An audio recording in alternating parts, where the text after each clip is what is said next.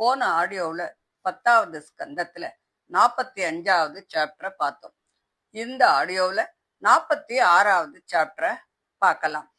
மதுரையில் கம்சனை வதம் பண்ணிட்டு யாதவர்களுக்கு நிம்மதியை கொடுத்த அந்த கிருஷ்ணனுடைய மனம் முழுக்க முழுக்க விருந்தாவனத்துல தான் இருந்தது. அங்கு தன்னை பிரிஞ்சு வாடிக்கொண்டு இருக்கக்கூடிய நந்தகோபர், யசோதா, கோபர்கள் மற்றும் கோபிகைகள் இவாளுடைய அன்பை பத்தி அவருக்கு நன்னாவே தெரியும். அந்த அன்பு சாதாரணமா உலகத்துல இருக்கக்கூடிய ஒரு பாசம் அல்ல, உயிரையே அர்ப்பணித்த பரம பக்தி அது. இத உலகுக்கு எடுத்துக்காட்ட வேண்டிய அவசியம் வந்திருந்தது. அப்போ கிருஷ்ணர் தம்முடைய அன்பு தோழனும் ஞானத்துல ரொம்ப சிறந்தவருமான உத்தவரை கூப்பிட்டார். உத்தவர் பிரகஸ்பதியினுடைய சீடர், ரொம்ப புத்திசாலி, பகவானுடைய நெருங்கிய பக்தர். அவரை தனியா அழைச்சுண்டு போய் அவர் கைய பிடிச்சுண்டு, நீ விரஜத்துக்கு போ, நமது தந்தை தாயார்களுக்கு ஆறுதல் சொல்லு, என்னை பிரிந்து துன்பப்படும் கோபிகைகளின் மனவேதனையை என்னுடைய செய்தியால நீ நீக்கிவிடு அப்படின்னு சொல்றார். கிருஷ்ணன் கோபிகைகளின் நிலைமையை விளக்கி சொல்றார். அவர்களுடைய மனசு முழுக்க முழுக்க எங்கிட்டதான் இருக்கு, என்னையே அவ உயிரா நினைச்சுட்டு இருக்கா, என் பொருட்டு உடல் சார்ந்த அனைத்து இன்பங்களையும் அவ துறந்தவா, உலக தர்மங்களையும் கூட மறந்து என்ன மட்டுமே நினைக்கிறா, என்னையே தங்களுடைய சகலமுமாக நினைச்சு வாழ்க்கைய நடத்துறா. நான் அவர்களுடைய பொறுப்பை ஏத்துண்டவன், என்னை பிரிஞ்ச துக்கத்தால அவள்லாம் மயங்கி போய் இருக்கா, நான் திரும்பி வருவேன் அப்படிங்கிற நம்பிக்கையாலதான் அவள்லாம் உயிரையே பிடிச்சுண்டு இருக்கா. இந்த வார்த்தைகள்ல பகவானினுடைய கருணையும் பக்தர்களின் மீது அவருக்கு இருக்கக்கூடிய அன்பும் வெளிப்படுறது. பக்தன் பகவானை நினைப்பதை விட பகவான் பக்தனை இன்னும் அதிகமாகத்தான் நினைக்கிறார் அப்படிங்கிறதுக்கு இது ஒரு நல்ல எடுத்துக்காட்டு. உத்தவர் அந்த தெய்வீக செய்தியை ஏத்துண்டு உடனே ரதத்துல ஏறி நந்த கோகுலத்தை நோக்கி புறப்படுறார். மாலை நேரத்துல அவர் விரஜபூமிய அடையிறார். சூரியன் அப்படியே மறைச்சுண்டு இருந்தான். பசுக்கள் மேய்ச்சலில் இருந்து திரும்பி வந்ததால அந்த தூசி அப்படியே வானத்தை மூடி இருந்தது. வலிமை மிக்க காளைகள் எல்லாம் குரல் கொடுக்கிறது. தாய் பசுக்கள் தங்கள் கன்றுகளை நோக்கி விரைஞ்சு ஓடுறது. வெண்மையான கண்ணுக்குட்டிகள் அங்கும் எங்கும் துள்ளி குதிக்கிறது. பால் கறக்கும் ஓசை, வேணுகானத்தின் நினைவுகளை எழுப்பக்கூடிய இனிய ஓசை, கோபர்களின் மகிழ்ச்சி நிறைந்த வாழ்க்கை, இது எல்லாம் புனித பூமியின் ஆனந்த சூழலை நன்னா வெளிக்காட்டியது. கோபிகைகள் கிருஷ்ணன் மற்றும் பலராமனுடைய லீலைகளை பாடிண்டு இருக்கா. வீடுகள் அனைத்திலும் அக்னி, சூரியன், அதிதி, பசு, பிராமணர், பித்ருக்கள், தேவர்கள் ஆகியோருக்கான பூஜைகள்லாம் நடந்துருக்கு.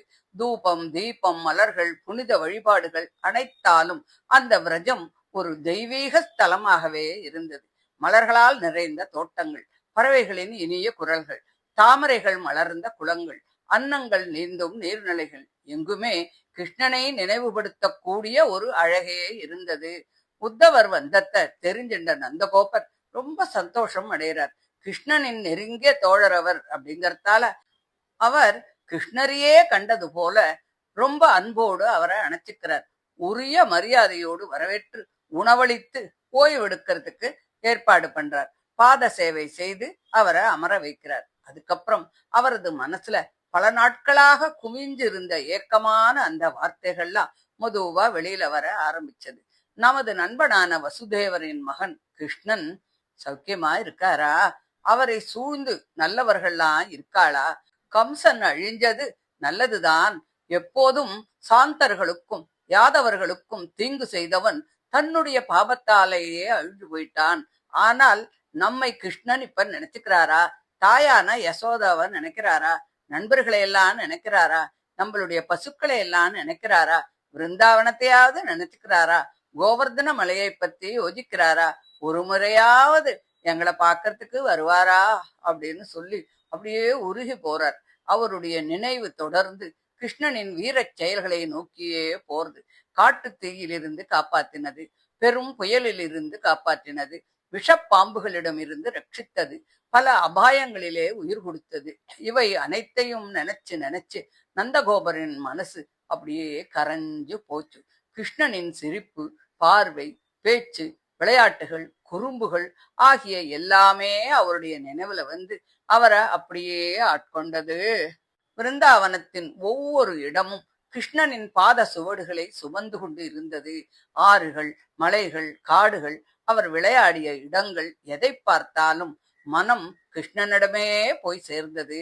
கிருஷ்ணனும் பலராமனும் சாதாரண மனிதர்கள் இல்லையே, தேவர்களின் காரியத்தை நிறைவேற்ற வந்த தெய்வீக அவதாரங்கள் அப்படின்னு கர்க்க முனிவர் ஏற்கனவே சொன்னத நந்தர் நினைவுபடுத்திக்கிறார். கம்சன் போன்ற அசுரர்களை, மத யானையை, மல்லர்களை எளிதாக வென்றது, தாள மரங்களை முறிச்சது, கோவர்தன மலையை 7 நாட்கள் தூக்கி பிடிச்சின்றது, பிரலம்பன், தேனுகன், அரிஷ்டன், திருணாவர்த்தன், பகாசுரன் முதலிய அசுரர்களை விளையாட்டா அழிச்சது.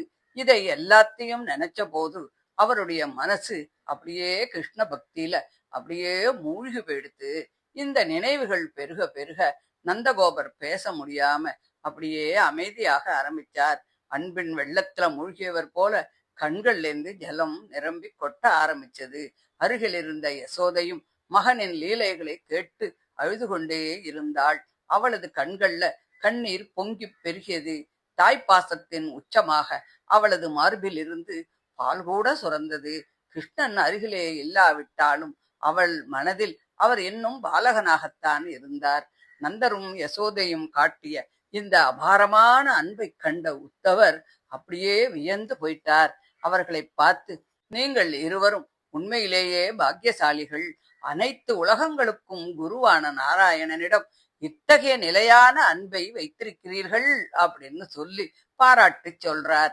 பின்னர் அவர் உயர்ந்த தத்துவத்தையும் எடுத்து சொல்றார். கிருஷ்ணனும் பலராமனும் சாதாரண மனிதர்கள் இல்லை, அவர்கள் ஆதி புருஷர்கள். அவரே உலகின் காரணம், உயிர்களின் ஆதாரம். மரண நேரத்தில் கூட ஒருவன் மனதை அவரிடம் ஒரு முறை நிலை நிறுத்தினால் அவன் பந்தங்களில் இருந்து விடுபட்டு பரமபதத்தை அடைவான்.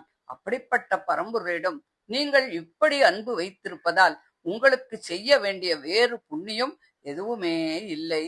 உத்தவர் மறுபடியும் சொல்றார், கிருஷ்ணன் விரைவில் உங்களுக்கு பிரியமானதை செய்வார். அவர் சொன்ன வாக்கு எப்போதும் பொய்யாகாது. அவரை நீங்கள் மறுபடியும் பார்ப்பீர்கள். அவர் அனைவரின் இதயத்திலும் ஒளியாக இருக்கிறார். அவருக்கு யாருமே மிகவும் பிரியமானவர்களோ அல்லது வெறுக்கப்படுபவர்களோ இல்லை. அவருக்கு அனைவருமே சமம்தான். அவருக்கு உண்மையில் தாய், தந்தை, உறவினர் என்ற பந்தமே கிடையாது.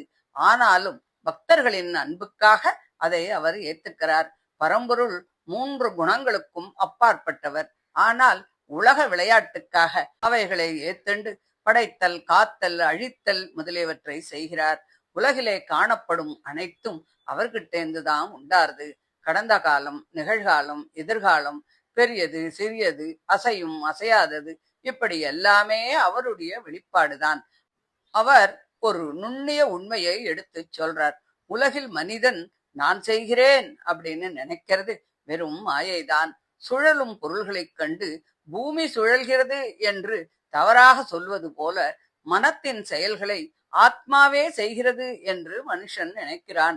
உண்மையில் எல்லாவற்றிற்கும் ஆதாரமானவர் அந்த பரமாத்மாதான். கிருஷ்ணன் உங்கள் மகன் மட்டும் அல்ல, எல்லா உயிர்களுக்கும் ஆத்மாவாகவும் தந்தையாகவும் தாயாகவும் ஈஸ்வரராகவும் இருக்கிறார் அப்படின்னு சொல்லி உத்தவர் சொல்றார்.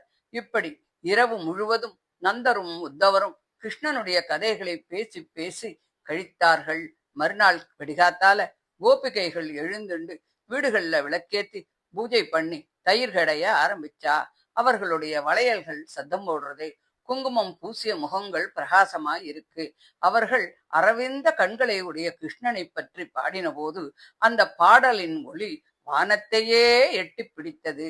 தயிர்கடையும் ஓசையுடன் கலந்த அந்த நாம சங்கீர்த்தனம் எல்லா திசைகளிலும் பரவி அமங்களை எல்லாம் அகற்றியது.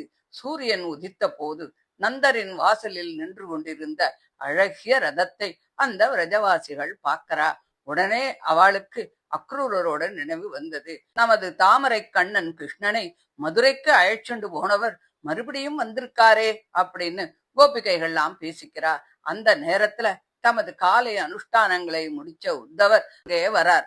விரைவில் பகவான் அவர்களுக்கு கொடுக்க போகும் உன்னதமான உபதேசத்துக்காக முன்னுரை இப்படி அமைந்தது. கிருஷ்ணன் கிட்டக்க இருக்கிறது பக்தி இல்ல. அவரை பிரிந்திருந்தாலும் இடைவிடாது நினைப்பதுதான் உயர்ந்த பக்தி. நந்தர், யசோதை, கோபிகைகள் காட்டிய அன்பு எந்த எதிர்பார்ப்பும் இல்லாத தூய பிரேம பக்தியினுடைய வடிவம். பகவான் பக்தர்களை ஒருபோதும் மறக்க மாட்டார். அவர்களின் நினைவிலேயே அவர் வாழ்கிறார். உலக பந்தங்கள் அனைத்தும் நிலையற்றது. ஆனால் பரமாத்மாவுடன் உண்டான அந்த உறவு மட்டும் நித்தியமானது. என்னுடையது என்ற அகங்காரத்தை விட்டுவிட்டு எல்லாம் அவனே என்ற உணர்வில் நிலைத்து நிற்பது ஆன்மீக வளர்ச்சி. பகவானின் நாமம், லீலை, குணம், ரூபம் ஆகியவற்றை நினைப்பது மனதை தூய்மைப்படுத்தும். பிரிவு துயரத்தையே பரம அன்பாக மாற்றிய கோபிகைகளின் வாழ்க்கை பக்தியின் உச்ச நிலைமையை உலகிற்கு உணர்த்துகிறது அப்படின்னு சொல்லி இந்த 46வது அத்தியாயத்தை முடிக்கிறார். தொடர்ந்து 47வது அத்தியாயத்தை அடுத்த ஆடியோவில் பார்க்கலாம். தேங்க்யூ.